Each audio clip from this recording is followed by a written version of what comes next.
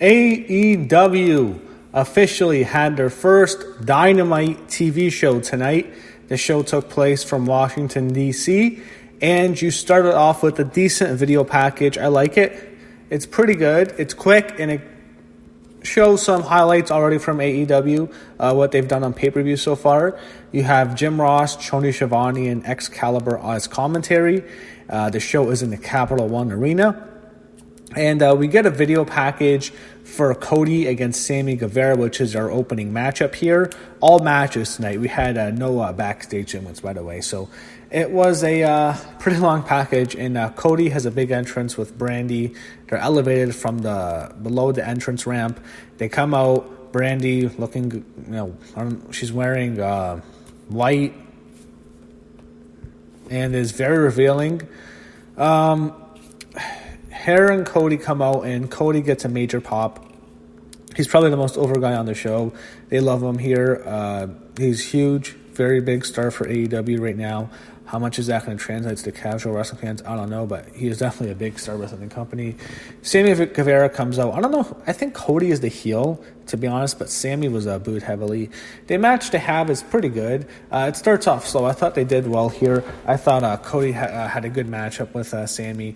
Sammy got a good showing for sure. They definitely gave him a lot. The big spot was Cody going for a suicide dive on the outside onto Sammy. Instead, Cody hits Brandy, and Brandy gets taken out. That was the big spot here. They go back in the ring, and it's like Cody's not too mad at him because I don't know if I forget how it happened, but it didn't necessarily seem like Sammy did a heel move, like he pushed Brandy in the way. It was Cody hit Brandy by accident because it was Brandy's own fault, to be honest. So I don't know if it was really a heel move. Him and Sammy get back. There was actually a spot before that or a spot later afterwards where Brandy slaps Sammy while he's on the middle turnbuckle. She slaps him, and Cody hits a disaster kick, but Sammy kicks out. Match got good. Sammy gets some momentum. He hits a Spanish fly on Cody for a 2. Then all of a sudden he goes up for a splash, and I think it goes a shooting star press. And Cody gets his knees up and hits Sammy. Then Cody immediately gets a small package and gets the win. Cody beats Sammy. Very good matchup here. Tony Schiavone gets in the ring, ready to interview Cody. And then all of a sudden, Sammy embraces with Cody. And as the interview starts, after that, oh, holy shit, Chris Jericho comes out and he beats up Cody. And it was kind of funny because on the commercial, the beatdown ensures on like a small box on the TV, and one side's the commercial. You can just see Jericho beating up Cody, and they're waiting for their cue to when the commercial comes back. And eventually he continues to beat him down. He beats him up with chairs. Jericho sets up 2 chairs, and he gives Cody a power bomb onto 2 chairs set up. That was the big spot. Crowd chanting asshole. And pretty good beating by Jericho here. The crowd didn't chant asshole. They chant asshole for something later, but he beat up Cody. Next, we go to Cutler. Brandon Cutler. He's facing MJF. MJF comes out, cuts his heel promo. Fans hate him. He rips into Brandon. I don't know what, some sort of making fun of him for being a video game or something like that. I don't even know what it was. Matchup they had here was a pretty quick matchup. Not bad. MJF's a great heel. He's definitely one of the best heels they have in the whole company.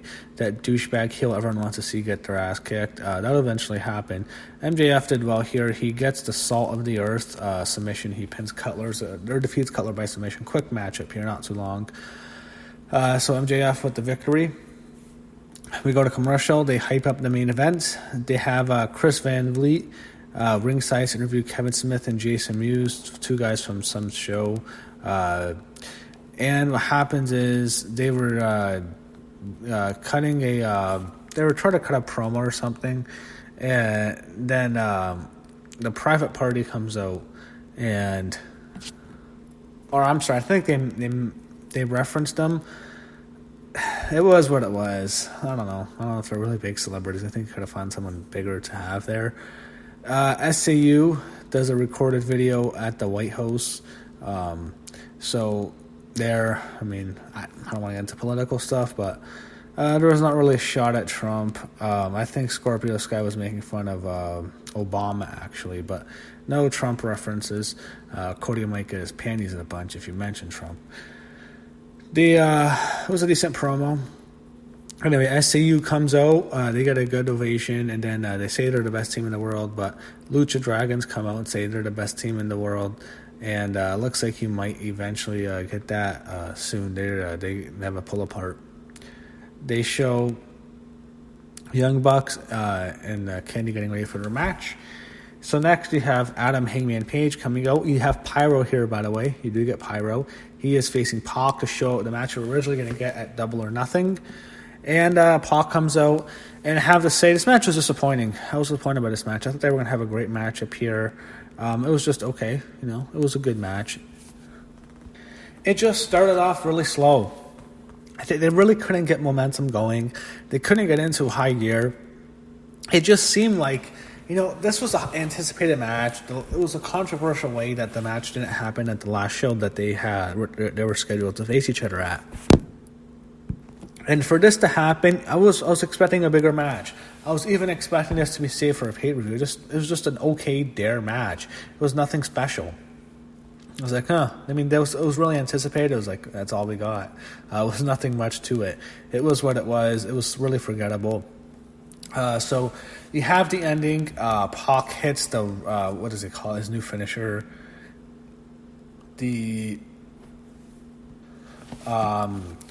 That big, it's not the red arrow, but he hits it onto Adam Hangman Page, and Adam Hangman Page is on his stomach. He has his back turned. Pac then gets the brutalizer in, and it's quick. Page is out. Adam Page out, unconscious. Pac is your winner. Defeats Hangman cleanly in the middle of the ring. So not two big losses for Hangman. He starts off, he got big wins. He got a win at Double or Nothing, and he won again at Fighter Fest and Fight for the Fallen, then All Out. All of a sudden, he comes back here. Then he goes to All Out. He loses to Chris Jericho. Now on the first show of AEW, he has another big loss to Pac. So a couple big losses in a row for Hangman. Pac with the win. He's probably going to get in line for a title shot, I would assume. He has to be. You beat Kenny Omega, and you beat Adam Page. What else can you ask for? He probably has to be a top star. Definitely has to get a big matchup soon. You have the AEW Women's Championship up next. You have Britt Baker coming out for commentary. Nyla Rose against Rio. Nyla Rose in her hometown, but Rio is more popular here. I have to say, overall, I thought they had a very fun matchup here. It was good. There was some sloppiness. Nyla Rose, we know why she's there. She's there because she's a transgender. She's not there because of her talent, but she is there because of political reasons. It's a politically correct company. PC, diversity, SJW, bullshit, whatever. That's why she's there. As a worker, she is extremely reckless. I would say she's way worse than Nia Jax. And Nia Jax is someone who I thought of when I think of her because she hurts people. She's even worse because Nia Jax is a woman. Nyla Rose is a man who's just huge, and she has good matches, though. She can work with the right people. But she's just dangerous, man. She's reckless. Going after what she did to Michael Nakazaka, but, she almost paralyzed the guy, but she eventually, I'll get to that after the match. Oh, my God, that was horrible. Anyway, there's a major size difference. There's a bit of a believability problem for sure. There's no way in hell, if this was real life, Nyla Rose would kill Rio in 2 seconds. But the matchup they have, it's a fun matchup. It's good. It's fun. Rio is the babyface. It's the heel beating her up. So you had one spot. I have to point this out. There's a commercial break into the matches here in AEW, so you can see the box on the left side while the commercial's on the right side. Nyla Rose has Rio in an STF, and it goes on and on. Eventually, commercial comes back. Nyla Rose still has it on. And just before the commercial goes back, it's over. The match ended right there. Rio's out cold. It's over. No, the match continued.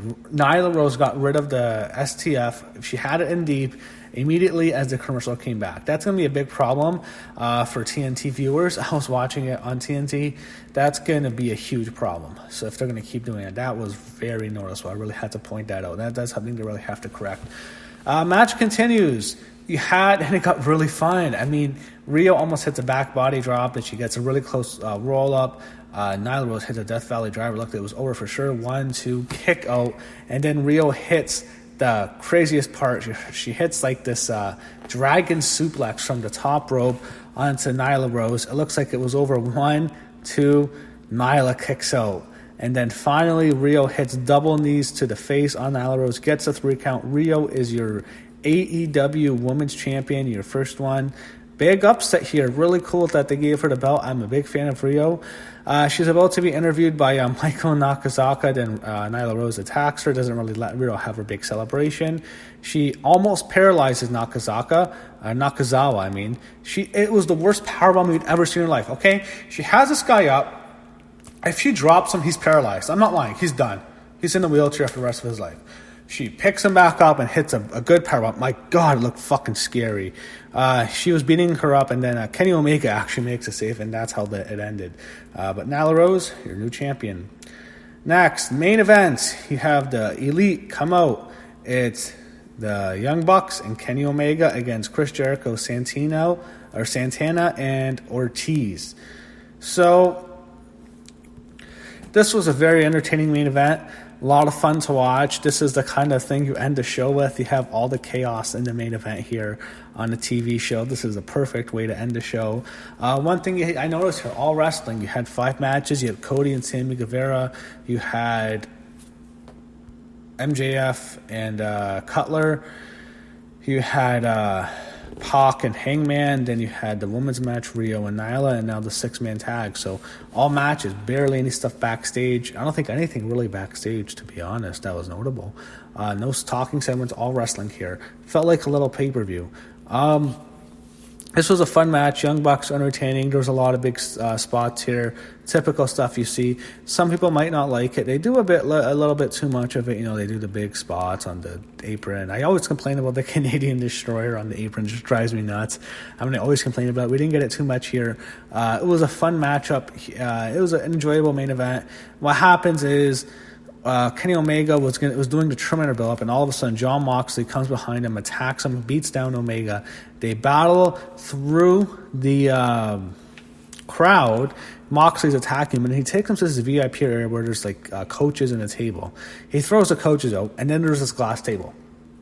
So Moxley does a suplex onto Omega through the glass table, and Moxley's back goes through the glass. I was laughing, listening to myself. That looks so bad. How does that even hurt Omega? Moxley took the bump. Omega didn't even get hit there.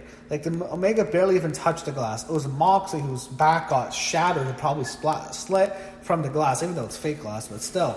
It looked horrible. It's like, it looks so bad. Like, how did it even hurt Omega at all? Anyway, that's it for Omega in the match. They go back to the ring, and all of a sudden, you have Jericho. He hits the Judas Effect on Matt Jackson, pins him. So you have Matt and Nick beating down Santana and Ortiz. Jericho. They get the victory here. Moxley's taking out Omega. And then all of a sudden you have a post-match beatdown. Cody comes to the ring to attack Jericho. Then Sammy hits the ring and attacks Cody, Sammy's heel. Dustin Rhodes hits the ring, cleans house. And all of a sudden Jake Hager, former Jack Swagger, comes down, beats down the Bucks, beats down Cody, beats down Dustin. He beats him up. He's a heel. He's aligned with Jericho. Jake Hager in AEW. Pretty cool ending. There was a We the People chant apropos for Washington, D.C. And then you have a podium brought up, and Cody is putting through the podium. Dustin's been destroyed. All of them down.